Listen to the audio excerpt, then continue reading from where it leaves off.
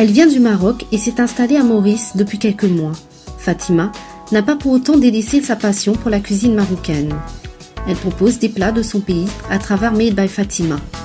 Elle a bien voulu nous partager la recette d'un grand classique de la cuisine marocaine, un plat qui est souvent préparé lors de grandes occasions, le tagine d'agneau à l'ananas. Pour un tagine à l'agneau et à l'ananas caramélisé, on aura besoin de 3 oignons épluchés et coupés en rondelles. Vous avez ici 4 cuillères à soupe de persil.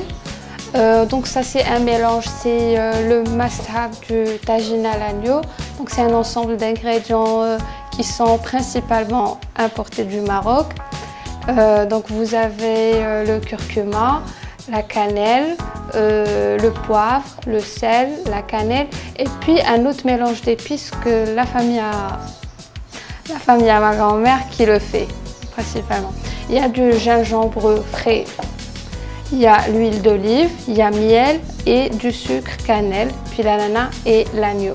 Alors on commence par la viande, on pose la viande.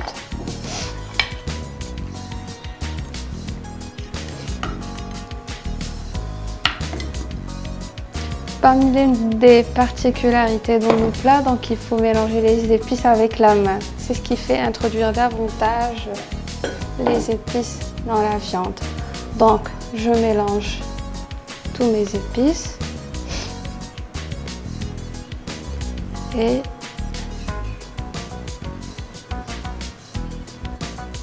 voilà. Donc je rajoute de l'huile d'olive.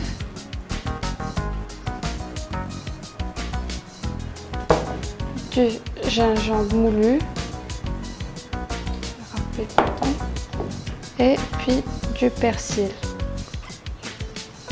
Donc on n'oublie pas que le tagine est déjà allumé et en même temps on mélange donc les épices. Le truc c'est qu'il ne faut pas mettre beaucoup d'huile parce que déjà l'agneau c'est une viande qui est un peu gras.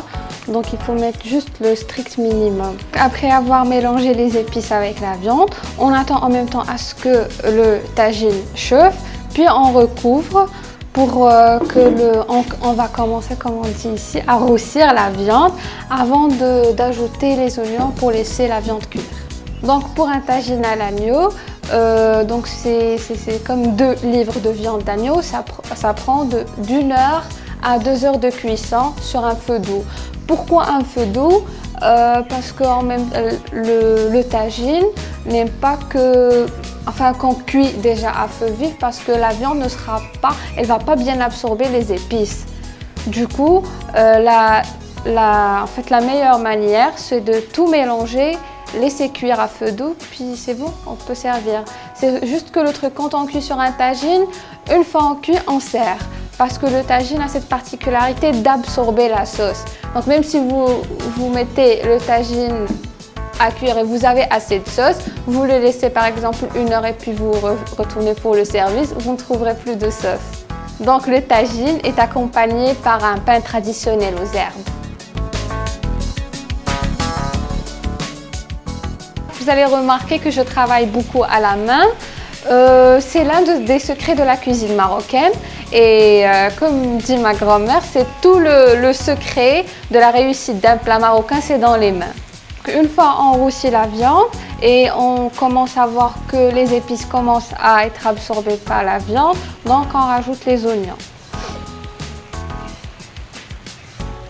Et la même chose, je continue avec mes mains jusqu'à ce que je disperse tous les oignons sur le tagine. Maintenant, on ajoute un peu d'eau, pas beaucoup, juste ce qui va permettre à la viande de cuire et avoir une sauce bien ferme et onctueuse. Allez, on passe à l'étape pour l'ananas. Donc, on a de l'eau qui est déjà bouillie.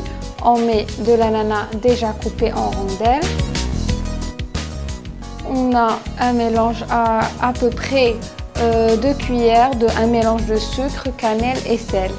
Pourquoi cannelle, sel et le mélange sel-sucre?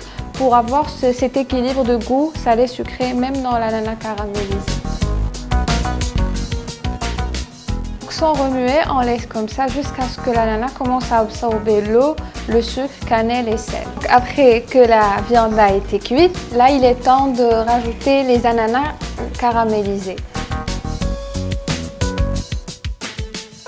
On laisse poser le plat 5 minutes sous la vapeur, puis on sert le plat.